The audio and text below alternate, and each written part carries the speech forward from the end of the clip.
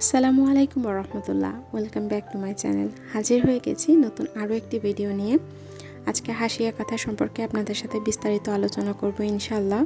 এই ধরনের ডিজাইনকে হাসিয়া ডিজাইন বলা হয়। এখানে আমি যে ডিজাইনটি আপনাদেরকে দেখাচ্ছি, এখানে দুই ধরনের বক্স তৈরি হয়েছে। এই বক্সগুলিকে আমি ফুল হিসেবে কাউন্ট করছি। এখানে একটি স্কোয়ার বক্স দিয়ে ফুল হয়েছে, আর এখানে একটি প্লাস চিহ্ন দিয়ে একটি ফুল হয়েছে। স্কোয়ার বক্স সেটাতে পুরো ঘরটি স্কোয়ার, আর যেটাতে প্লাস চিহ্ন গিয়েছে সেটাতে সম্পূর্ণ লাইনটিতে প্লাস চিহ্ন।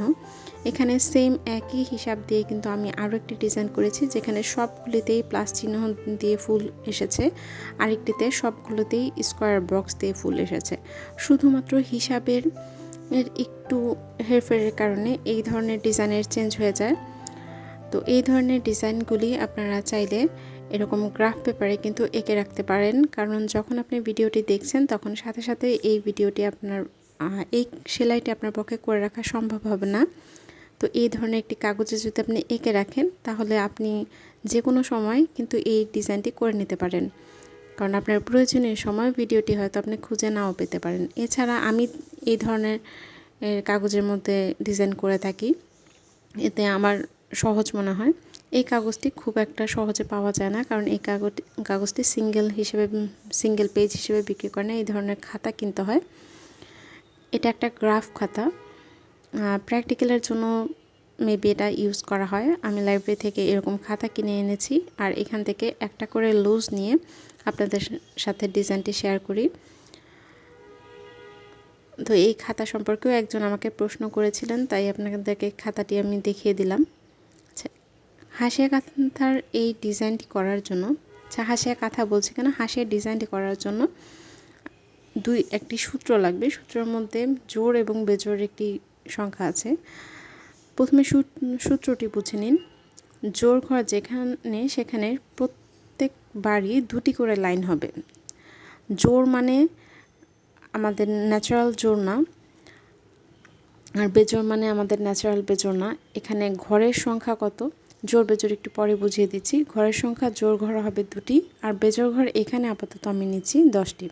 প্রথমেই আমি বেজোড় ঘর করে নিচ্ছি। আমরা যেভাবে কাঁথা সেলাই করি, একটি 4 উপরে হয়, একটি 4 নিচে হয়, ঠিক একইভাবে এখানেও 4গুলো দিয়ে নিতে হবে। তবে কাঁথার 4 একটু ছোট ছোট হয়, এখানে কাঁথার 4গুলো বড় বড় হবে। আর বেজোড় ঘর বলতে এই যে বিপরীত লাইনে ঘরগুলি যাচ্ছে, এটার নাম হলো বেজোড় ঘর। বেজোড় মানে বেজোড় সংখ্যা না, এখানে বেজোড় ঘর বলতে আমি বুঝিয়েছি এই যে প্রথম যে লাইনটি গিয়েছে, সেই লাইনটি যেই ঘরে সেলাই হয়েছে, পরের লাইনটি ঠিক তার বিপরীত লাইনগুলিতে সেলাই হবে। এটাকেই আমি এখানে বেজোড় বলছি। বেজোড় লাইন হবে এখানে 10টি। আমি নাম্বারিং করে নিলাম যাতে আপনারা বুঝতে পারেন। এইখানে প্রতিটা লাইন যাবে ঠিক তার আগের লাইনের বিপরীত। কিছুক্ষণ আগে আমি যে লাইনটি এঁকেছি, সেই লাইনটি যেই ঘরে সেলাই হয়েছে, আর ঠিক তার পরের লাইনে বিপরীত ঘরগুলোতে সেলাই হবে। এটি হচ্ছে বেজোড় ঘর। আশা করি বুঝতে পেরেছেন। আপনারা জোড় বেজোড় ঘর বলতে সাধারণত যা বোঝায়, এইখানে সেলাইয়ের বোঝানোর সুবিধার্থে আমি ঠিক সেই বিষয়টি বোঝাচ্ছি না। আশা করি বুঝতে পেরেছেন। আচ্ছা, অনেকটা জায়গা আমি এখানে করে ফেলেছি যা আমার ভিডিওতে কেটে গেছে, আমি বুঝতে পারিনি। এবার হচ্ছে জোড় ঘর। জোড় ঘর হবে বেজোড় ঘরগুলো যেমন গিয়েছে এতক্ষণ, তার একেবারে বিপরীত, কিন্তু দুটি লাইন একেবারে সেম যাবে।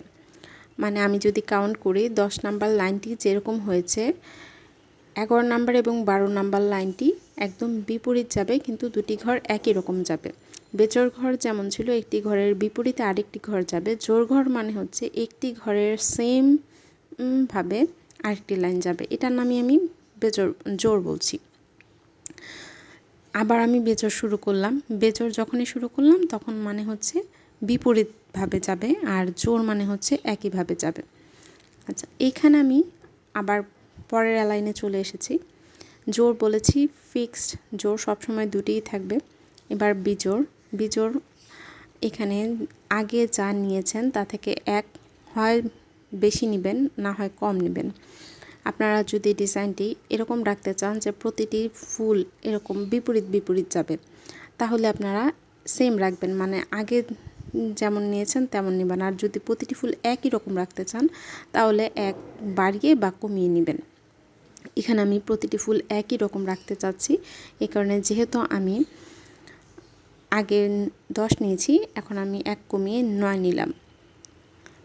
বিষয়টি একটু ক্লিয়ার করে বলি, যদি আপনি একই রকম রাখতে চান তাহলে বিপরীত সংখ্যা নেবেন, যদি বিপরীত রাখতে চান তাহলে একই সংখ্যা নেবেন।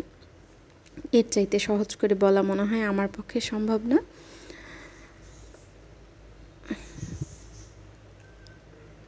এখন আমি আবার বেচর ঘরগুলো টেনে এনেছি। বেচর ঘর বলেছি যে ঘর কিছুক্ষণ আগে আমি এঁকেছি ঠিক তার বিপরীত ঘরে হবে। আর বারবার 1 2 3 4 লেখা বা আপনারা যখন কাজ করবেন 1 2 3 4 লিখে নেওয়া পসিবল হবে না। সেক্ষেত্রে এরকম বিন্দু করে মার্ক করে নিতে পারেন ডট দিয়ে, যেখানে জোড় ঘর যাবে জোড় ঘরের আগ পর্যন্ত সেম একইভাবে চলতে থাকবে। যখন জোড় ঘর আসবে তখন দুটি ঘর একই রকম হবে। সেক্ষেত্রে এরকম আপনারা কাউন্ট করে মার্ক করে নিতে পারেন। আমি এখানে 9 ঘর পরে জোড় ঘর টানছি, তাই আমি কাউন্ট করে 9টি ঘর পরে আমি এরকম ডট দিয়ে নিয়েছি। আর আপনাদের বোঝানোর সুবিধার্থে আমি এখানে ভিন্ন রঙের কালি কলম নিয়ে নিয়েছি এবং দুটি ঘর একই সাথে টেনে দিচ্ছি যাতে আপনারা বুঝতে পারেন।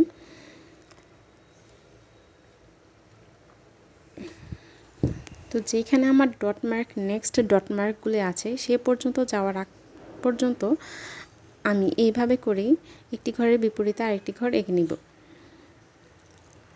আর যখন আমার ওই ডট লাইনটি চলে আসবে তখন দুটি লাইন একই রকম হবে।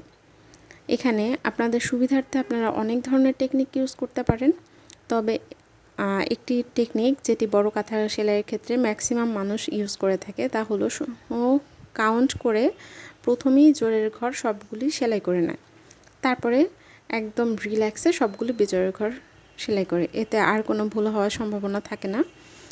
আর আপনার সেলাইয়ের যদি ভুল না হয় তাহলে কিন্তু এই ঘরটি কোথাও অমিল হবে না, মিলে যাবে অবশ্যই। এখানে যেহেতু আমি 10 ঘর নিয়েছি তাই একটি বড় ফুল হয়েছে, আর এর আগে আমি 5 ঘর নিয়েছিলাম তাই কিন্তু ছোট ছোট ফুল হয়েছে। এখানে 5 ঘর নিয়ে যখন করছি এতটুকু জায়গায় আমার 2টি লাইন হয়ে গেছে, আর এখানে 2 লাইন করতে দেখেন পুরো একটা পেজ লেগে গেছে। ডিজাইনের ফুলটি কি স্কোয়ার আসবে নাকি প্লাস আসবে সেটা নির্ভর করছে আপনি সেলাইটি কোথা থেকে শুরু করছেন তার উপরে। আমি এর আগে যেই কাজটি করেছিলাম সেখানেও আমি দুটি ঘরই করেছি, একেবারে শুরুর দুটি লাইন দিয়ে আমি শুরু করেছি, এখানেও আমি শুরুর দুটি লাইন দিয়েই শুরু করেছি। সেক্ষেত্রে কিন্তু আমার প্লাস ঘর এসেছে। যদি আমি একটি দিতাম আর আরেকটি খালি রাখতাম সেক্ষেত্রে কিন্তু আমার স্কোয়ার বক্স আসতো। ঠিক একই নিয়মে কিন্তু সংখ্যা বাড়িয়ে বা কমিয়ে আপনারা ডিজাইনের এই ফুল কিন্তু বাড়িয়ে অথবা কমিয়ে নিতে পারেন। এখানে আমি 10 9 নিয়েছি বলে আপনাকেও 10 9 নিতে হবে না, আমি 5 4 নিয়েছি বলে আপনাকেও 5 4 নিতে হবে না। আপনি আপনার ইচ্ছা মতো বাড়িয়ে বা কমিয়ে নিতে পারেন সংখ্যাটি। আপনার হিসাবে যদি ভুল না হয় এই ডিজাইন কোনো দিনই অমিল হবে না, আপনার এই ঘরটি মিলে যাবেই।